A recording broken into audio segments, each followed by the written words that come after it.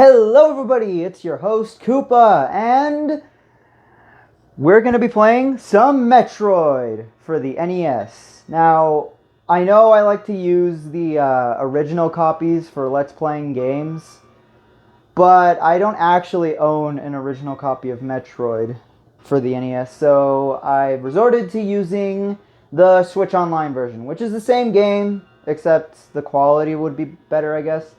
But I'm playing with the Switch Pro controller, which doesn't have the best D-pad in the world, so we might have some problems. Anyways, I am very, very excited. The main reason I wanted to do this Let's Play is because at the time of this being recorded, I just finished watching the Nintendo Direct, which finally revealed that we are actually getting Metroid Dread.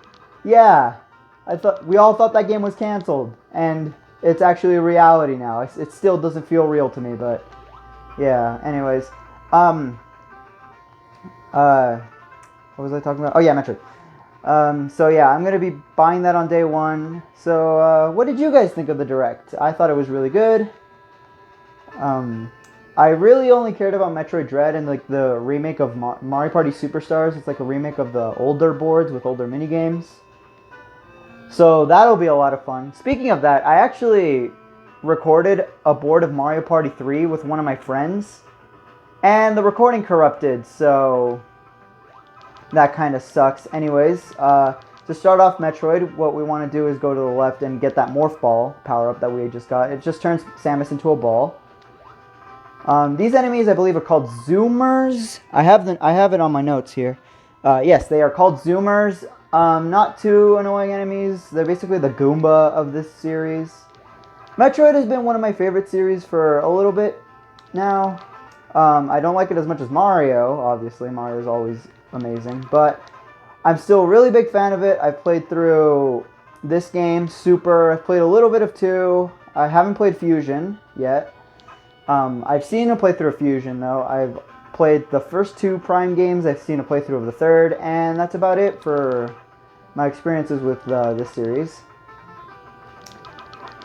So yeah, those enemies that I just killed are called Screes. They just lunge down at you, not really anything special. Okay, yeah. The gun in this game actually kind of sucks when you start off because your bullets don't even reach the end of the screen. But you're going to get a power-up later on. So that it'll reach the end of the screen. Bleh. And oh god, I am sucking really bad right now. Okay, yeah. Those purple balls that you see me collecting are for my health. You can see up there in the top left corner. My energy is at 31. Collecting these will make it higher. Your max energy for right now is 99. But that'll raise once you get more energy tanks later on. This thing is called Rio, which is actually kind of funny because it's the name of one of my friends. Anyway. So they'll just lunge down at you like the Screes, except not directly on top of you, so you can't just shoot up. So you're going to need to time it so you could shoot them right before they hit the ground, because once they reach the ground, they're not able to be attacked. Anyways, these things are called Rippers. They're invincible. Nothing will ever kill them. At least not those blonde ones. There's other red ones that are weaker and that you actually will be able to kill with a later power-up you get in the game.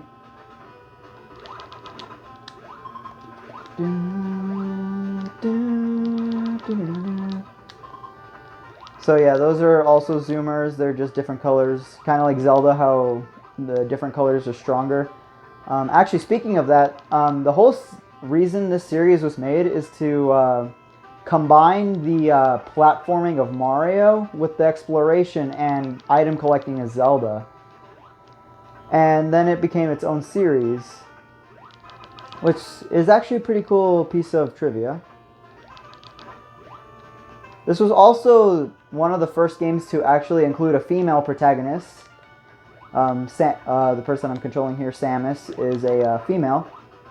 And it was I think it was the first time Nintendo has ever made a game with a female protagonist, and it's one of the first. I don't know if there was like one before it or anything. But yeah, it might not seem like a big deal nowadays, but back then it was actually a huge deal. Back in the 80s. Don't quite know what else to talk about. What we're going to be doing here is getting our first missile pack of the game.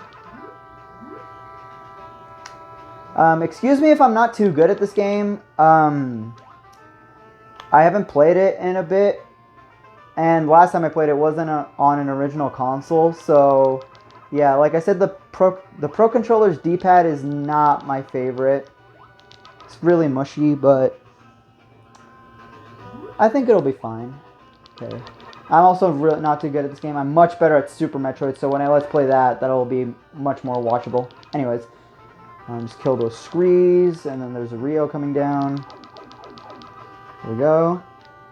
Now, these things are called, Zeb. They're literally just called Zeb. I had to look down at my notes.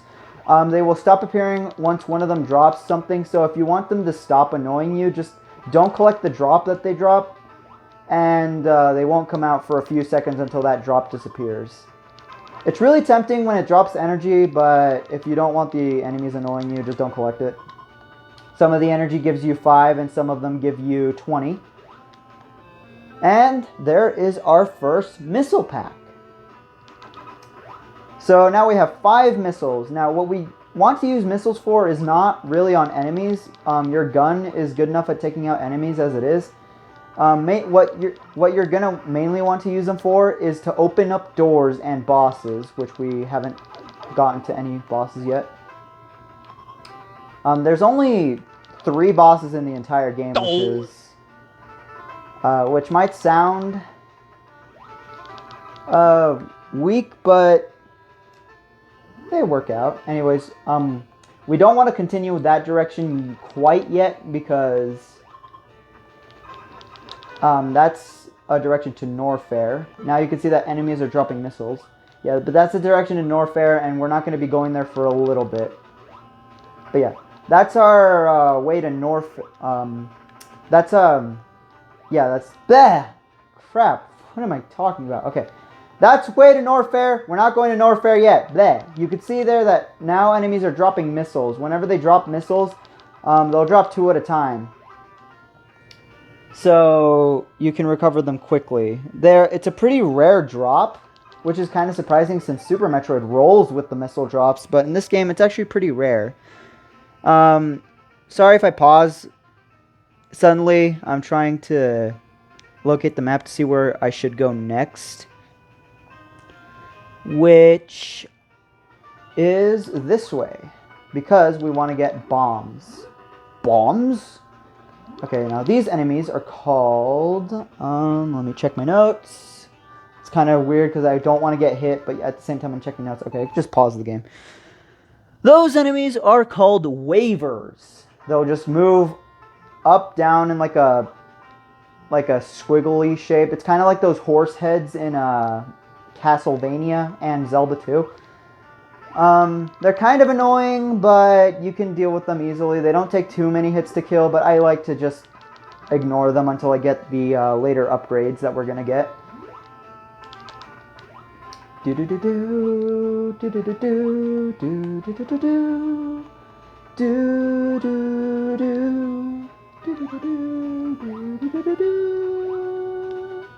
Okay, anyways, we're on our way to get some bombs, and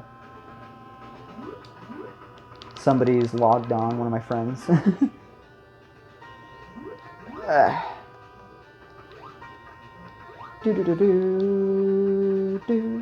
Okay, so we want to jump over here, and in this room, we get our first energy tank, if we don't die first. Yeah, we get our first energy tank, which will increase our life by 99 more points. You can see that now that there's a square there. So now we have 198 hit points. Now that might sound like a lot, but these enemies do a lot of damage, especially when you don't have the Various suit, which is the only suit upgrade in this game. You don't get stuff like the gravity suit or anything, or the fusion suit or whatever. So we want to go this way. Sorry, I'm checking the map again. I'm not as familiar with this game as I am with Zelda 1, so I actually do kind of need a map for this one. Sorry, but I do. Anyways, what we want to do is go up here, because this is where our bombs are going to be.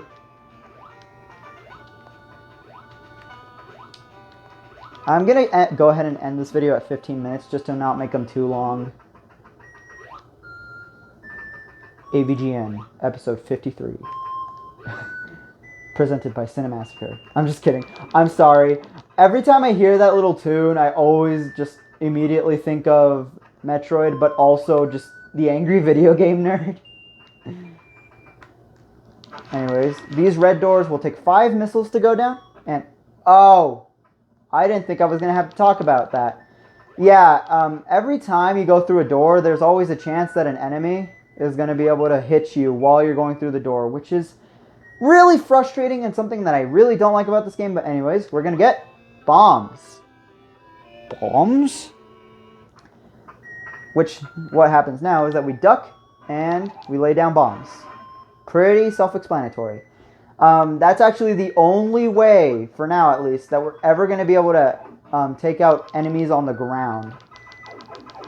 Which is really annoying because you have to stop in place. Well, you don't really have to stop in place, but you have to, like, make them run into it. And it's not really that...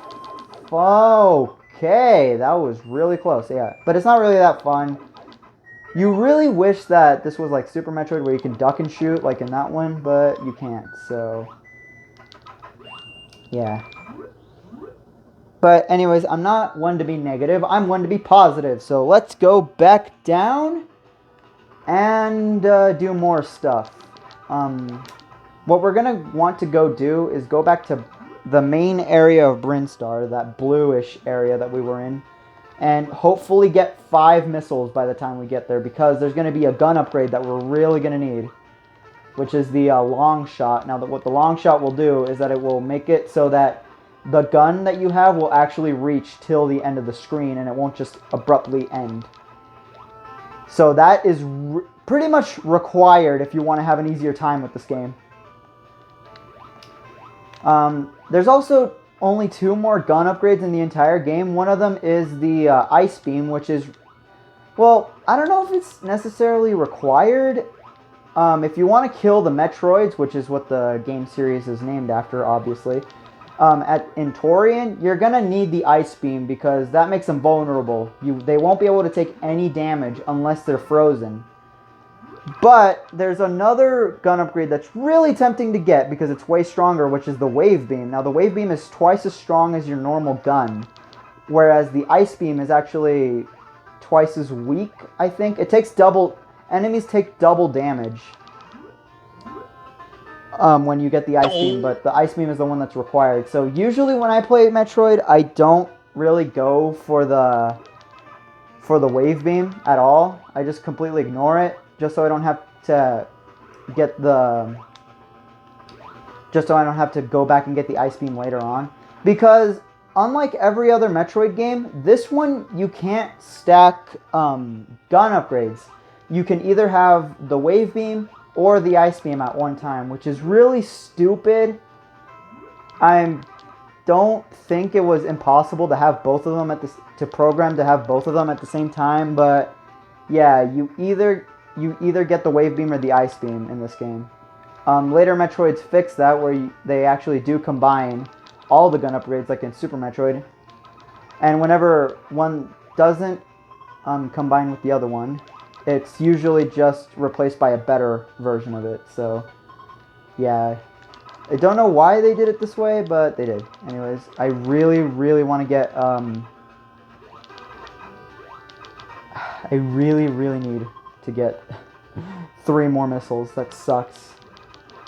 Another thing I don't really like about this game is like the health system, because you're going to spend a lot of time grinding out stuff if you are in need of like missiles or health and stuff like that. Yeah. And for being 1 of 2 drops, they really don't like dropping missiles for me. It's always when you don't need the missiles that they drop them. But anyways, I think I'm going to end this episode of Metroid 1 here. Next time on Metroid, we're probably going to go... I'd say we're probably going to go to Norfair next, before getting the long beam. So, yeah, I'll see you guys next time.